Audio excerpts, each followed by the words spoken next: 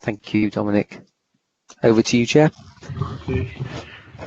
Thank you, Alex. Stephen, well, good evening, everybody. Welcome to tonight's meeting.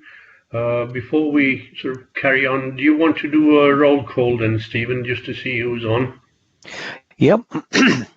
Excuse me, Chair. Yes, I can do that. So this evening we have members of the committee, yourself, Councillor Atwell, Councillor W. Graves, Councillor Potter is here as a substitute for Councillor Alison Holmes. And we have all four of our independent persons present. That's Stuart Green, Alan Cameron, Peter Pinnell, Philip Sunderland, and then officers on the call, Director Emily Feenan, Head of Service Alex Huff, myself, Stephen Mason, Democratic Services Officer, and Dominic assisting us in the background with the tech. Have I covered everybody? Have I forgotten anybody? No, I think you've done very well then. I think you've got everybody in. Good. Okay, then on to the agenda. Have we had any apologies? I've seen that everybody's here. I assume not. So just from Councillor Alison Holmes, and this evening Councillor Potter is here as her substitute. Okay. Thank you. Right. Declarations of interest, anybody? No? Okay, moving on to item 4, minutes of the meeting that was held on the 7th of July. Can we move as printed, Chair, please? Okay, thank you. Item number 5, the Local Government Ethical Standards 15 Best Practice Recommendation. I assume everybody's got a copy which was attached to the agenda. Yeah. Anybody have any questions on that? No? Okay. Item 6 then. Summary of progress with member complaints, which is attached. But I think we could elaborate on that a little bit as to why it's taking so long to get these cases dealt with. There's some here from 2019. I was reading the agenda there, so perhaps we could have an explanation as to what's happening or an update.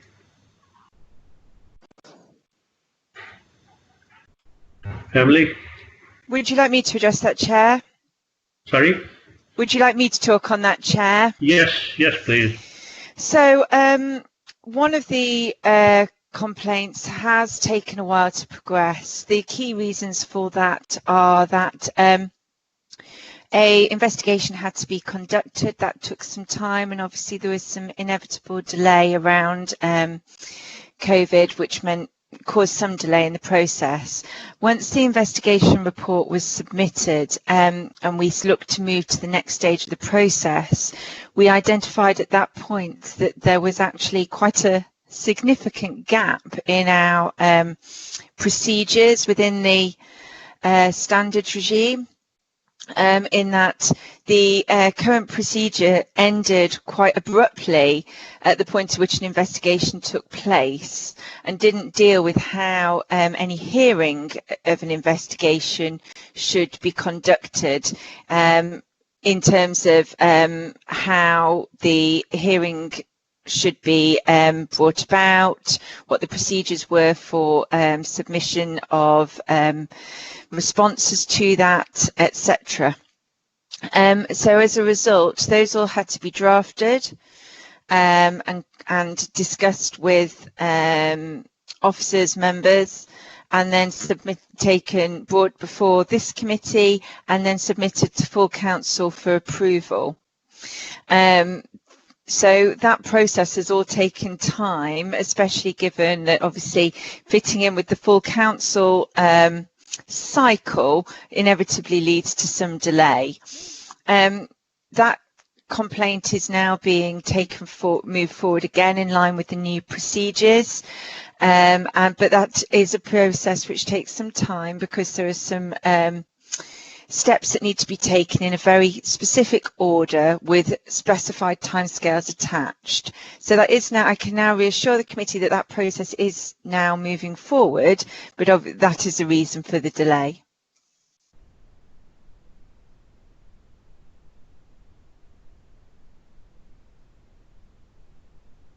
You're on mute, Chair. Sorry, I was just saying, does anybody want to ask Emily anything on what she just said? Well, I just wanted to add, yes, Emily, we're in unprecedented times and the difficulties that are arising with the COVID, etc. But we still should be trying to get these cases done a bit quicker than what's happening recently. As I said, I fully appreciate and understand all the difficulties that we have, but we do have, a system that's been in place for a while, and as far as I know, matters didn't used to take this long.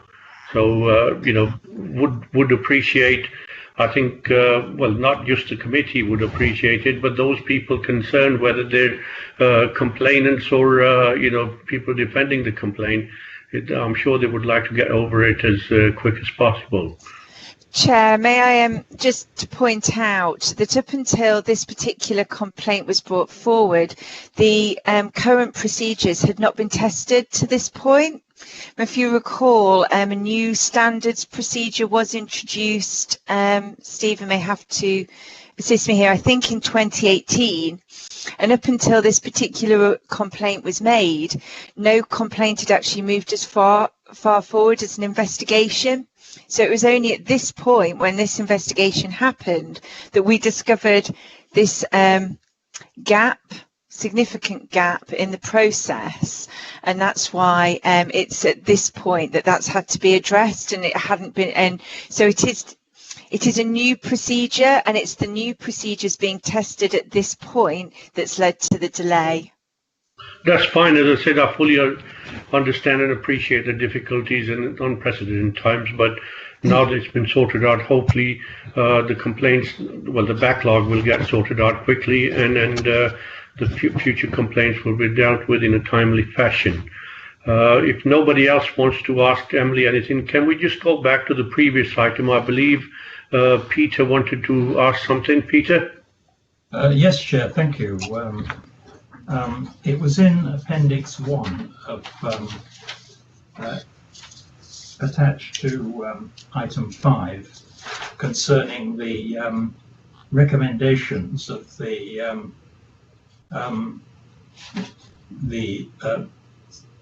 Standards for Public Life Commission, and it was in relation to item 9, where a local authority makes a decision on an allegation of misconduct.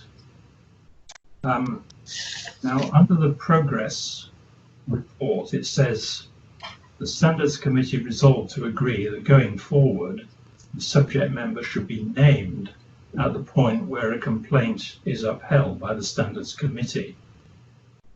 However, that alone does fall short of the recommendations being put forward. I wonder, therefore, if the committee will consider continuing with the statement as it stands, should be named at the point at which a complaint is upheld by the Standards Committee, by going on to include the second half of the recommendations. So it says, the Standards Committee, whereupon a brief statement of facts, the provisions of the code engaged by the allegations, the view of the independent person, the reasoning of the decision maker, and any sanction applied should be clearly available on the website. Chair, would you like me to address that point? Yes, please, Emily. At the point at which an investigation is completed and a hearing of the Standards Committee has been held, those details would be published as part of our publication of documents on CMIS in the same way that we would publish the minutes of any hearing. So and all those points would be covered in the minutes. So there would be a report a report accompanying the hearing, and that hearing would be minuted and the minutes would be published. Stephen, did you wish to say anything else on that? No, I agree with what you've said there, that the looking at best recommendation number 9, I think that's the proposal is what we would cover that. Yeah, I don't think we actually need to make any particular change to our provisions. That would be our standard practice in any case. Okay, thank you. I hope that clarifies it a bit for you, Peter. Philip, did you want to ask a question?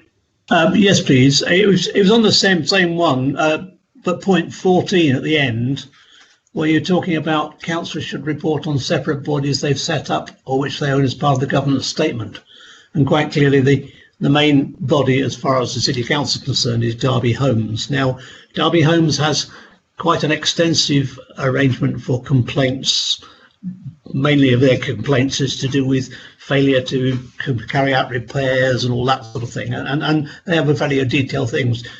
There doesn't seem to be anything on their website about any complaints about members. I mean, I don't know whether they ever get any or whether they should be reported as part of the City Council's thing. I couldn't find anything on their website about complaints about members of the board or officers or anything like that. I wonder if that's something we ought to be looking into. Emily. Thank you.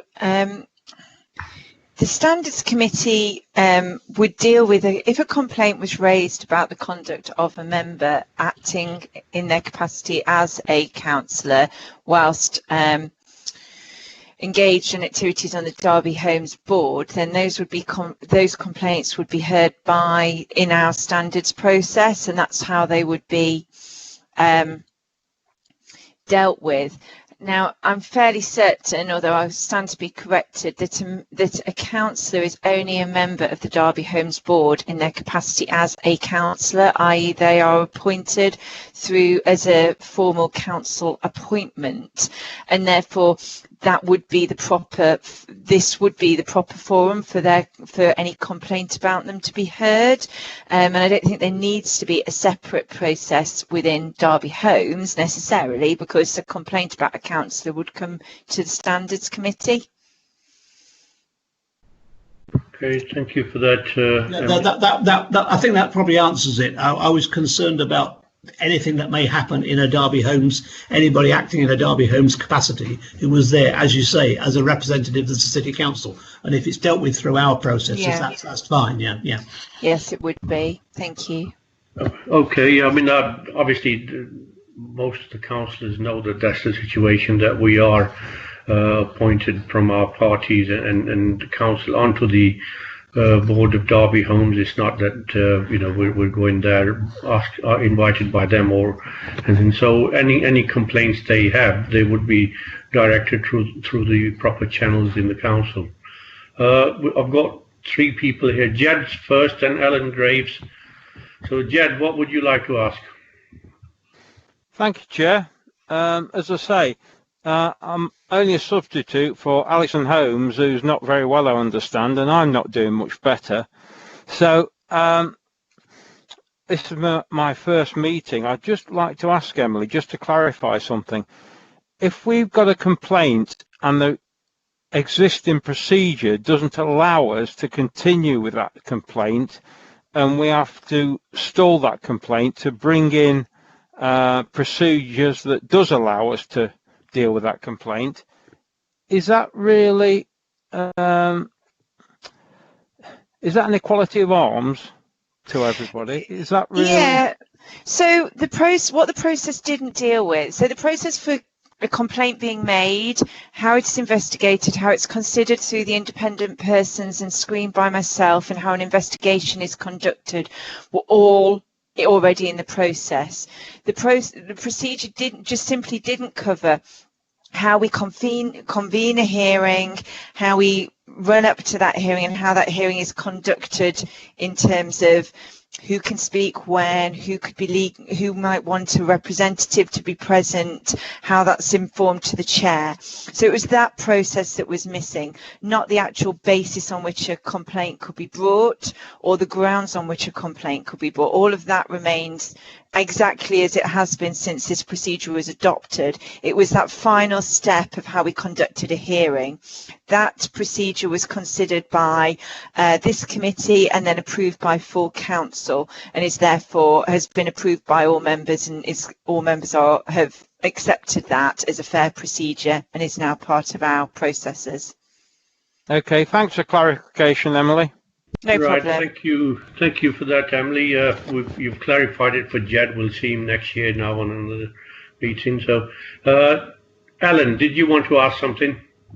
Well, Alex has made the point about dealing with item 5 first. I want to speak on item 6.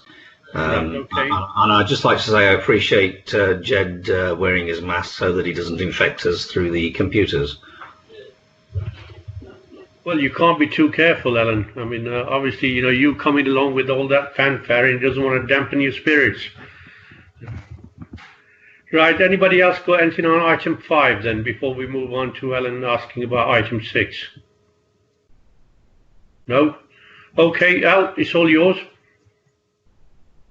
Well, Mr. Chairman, should we not agree the recommendations of item 5, just for clarity? Yeah, actually, you're right. I mean, all this Jed Potter talk has got us off track. Right? Are we all in agreement with the item 5 recommendation? Yes, Chair. Agreed. Okay, Agreed. thank you. Right, move on to item 6 now, Ellen. You can speak on this now.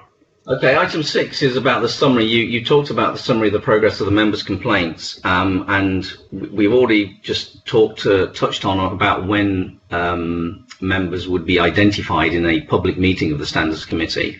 I go back to some of the comments I've made in previous meetings, and that is that for members of the Standards Committee, it is very difficult to understand what's going on in when the reports are written in the way that they're written, because one is it's hard to understand what has happened, and two, it's hard to understand who we're dealing with.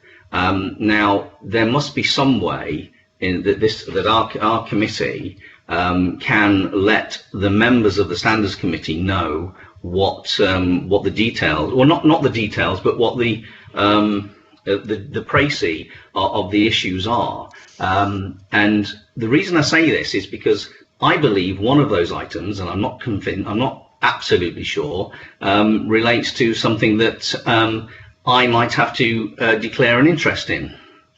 However, I don't know whether I should declare an interest or whether I shouldn't, because the information on the papers aren't very clear. So I think whether we have a pink paper saying this is the details, if the recommendation is that there's no investigation, then I understand that. But where the recommendation is to continue the investigation, then as members of the Standards Committee, we should understand who we're dealing with. Well, thank you. I mean, Emily's going to go into it in some detail, but I would have thought that if there was something about any member of the Standards Committee that needed to be a complaint against him or her, then Emily would have informed one or the other and say, well, look, you can't sit on this. But perhaps you can elaborate a bit, Emily. Yeah, councillors, we do have the pink paper which provides additional information which will be taken after the exclusion of the press and public. Stephen can also come in. So that is available as a pink paper, and that does provide additional information. I know that this point has been raised before about how someone should declare an interest, recuse themselves from the meeting, but I think we can take that declaration on a case-by-case basis if the committee wishes to discuss any of the summaries which are given in more detail in the pink paper. So I suggest that when we move into the confidential part of the meeting, we can, if committee members wish to discuss any of the cases in question in any more detail, then advice can be given to members if necessary about declaration of interest at that point. Right. Did you want to add something, Stephen? Thank you, Chair. Just very, very briefly, at one time, I admit that the summaries of complaints were very, very anonymised, and it was very hard to even understand what they were about. So we had previous discussions at the Standards Committee about adding more detail to the complaints, but I do recall that the committee at that time agreed that they didn't want councillors to be named. So there was the step one, which was very anonymised. Step two was to add a bit more detail, but not name the councillors. And that's where we're at the moment. So I've tried to add more detail to the complaints. That's it, Chair. Thank you. Thank you. Well, obviously, you know, what Emily and you've said is right, but I would just like some assurance that if a complaint was made against any one of the councillors on this committee, that they would be told, you know, sort of straight away, and not be allowed to sit on the in the committee, whether it's just for a meeting or for any other sort, until that complaint has been sorted. Can I? Yes, of course. I mean, and obviously part of the screening process does look at conflicts of interest when they go through the process. Okay, thank you. Can I add, Mr. Chairman? The issue to me here is that we are members of the Standards Committee, and we're here to be a part of the Standards Committee, and yet we are being information hidden from us in our own meeting. Now, the council either trusts the Standards Committee for its discretion and understanding the information, or it doesn't. And to me, you know, even the ones in the exclusion of the press and public, I read those and it's gobbledygook. And I give you a case of a few years ago.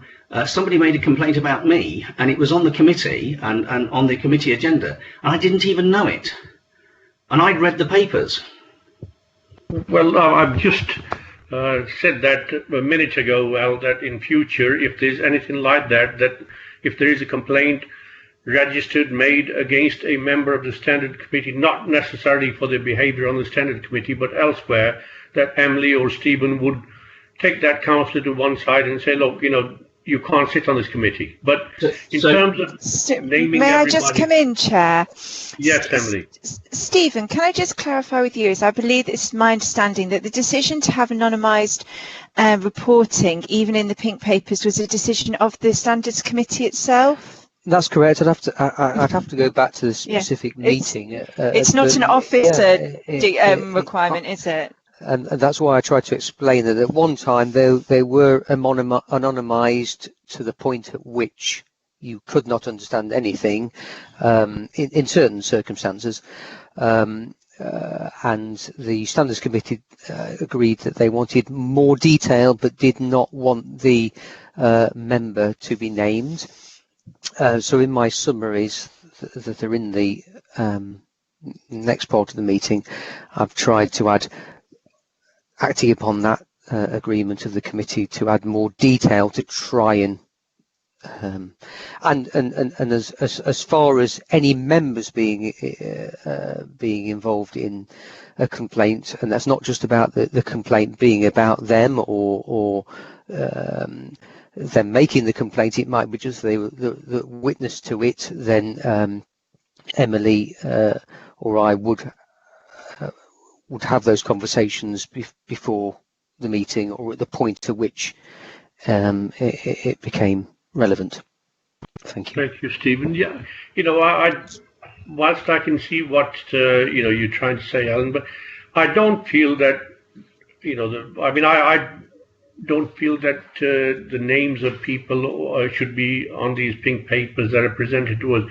Obviously, if it comes, you know, to the Standard Committee in the form of the, you know, sort of councillor or councillors who come before us, then we'd know all the details. But as it is, I think it's quite fair that we shouldn't, you know, be looking at their names and whatever. As long as the information is there as to what the complaint is against them, then we should base it on that. If and when they appear before the committee, then that's a different thing. But I think the present system does, make sure that those councillors, I mean, for all we know, the complaint might not be upheld. So to name them in these meetings, it's not necessary. So, okay. I agree with you, Mr. Chairman. In public, I agree with that, but I'm talking about members of the Standards Committee having the information. We don't have all the information, and that's I'm just putting that on record. Right. Okay. Who we got? Did you want to ask anything, Peter, on anything else, or who was it actually that sent a message here? I can't. Was it? Yeah, Peter. Did you ask something about the pink paper or something? Well, yes. Sorry, Chair. I'm clearly a bit off the pace with accessing the democracy portal. So I must contact Stephen subsequently about my password, etc., to be able to do it. But just on a general point of openness, I think in the past the Standards Committee has had difficulty in actually moving to a more concept of openness in recognition of the principles of public life. So what has just been said by Councillor Graves has got, it rings a bit of a chord with me. However, I accept that the council as a whole are trying to contain knowledge about complaints that may not be accepted and indeed may not proceed to the next stage at all, and that is reasonable to maintain confidentiality unless it goes further in process. My earlier comment about which I referred to was really that when you in fact get to the end of a process, and if there is a finding by the committee of a breach of the code, that is properly recorded and made available publicly on the website, because that wasn't the case 3 or 4 years ago, although it may well have become more open since that time. Okay, well, thank you, Peter. I mean, as Stephen said, and Emily, it was a sort of member's decision for whatever this procedure is. I'm not sure whether it was taken this year or 2 years ago, whenever, right? But we will revisit this at the end of the term, and if there are any changes that we feel are beneficial, then those of us that are sort of on the committee can point out for the next municipal year as to what changes we like to see on that. If everybody's finished onto that, can we move on from there? If you're all happy with the summary that's been given to us. Well, I did make a point. Could I speak? Sorry? I made a point. I haven't been asked to speak. If I could, please. Oh, sorry, I didn't see you there. Yeah, what would you like to say? Well, it was just want to put my tuppence worth, really. I mean, I understand what Councillor Graves is saying, and I can understand why any councillor on the Standards Committee would need to know if a complaint was being discussed that they were involved in. But I was just thinking when you said, Councillor Graves said that he didn't know about a particular case in the past, he would have known about that, because anyone that's being complained about will be aware that a complaint has been made about them. So I can't quite understand why you wouldn't know that complaint was part of the pink paper. Well, I think we've spent quite a bit of time on this, and there's nothing further that Emily, Stephen, or myself can add to this. As I said, when we sort of look at reforming this committee again, whoever is on it can look at it and maybe make some changes if they feel it's relevant. But we are where we are in terms of this municipal year, although I did say in the full council meeting that it's not set in stone. We can add and subtract what, sort of where situation demands it. But this, I think this has been fully explained now. So if there's nothing else, can we move on? Are we okay with that now? Okay, then item 7, which is exclusion of the press. Ooh.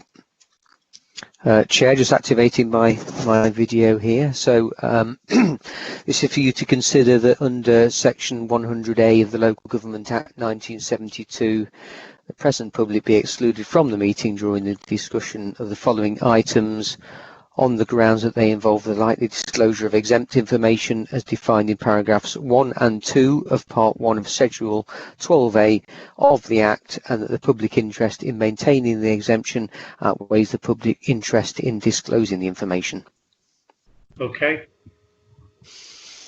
We're taking that. That's agreed, Chair? Yes, well, it's agreed by me. Everybody else okay with that? Yes, agreed. Agreed. Thank you.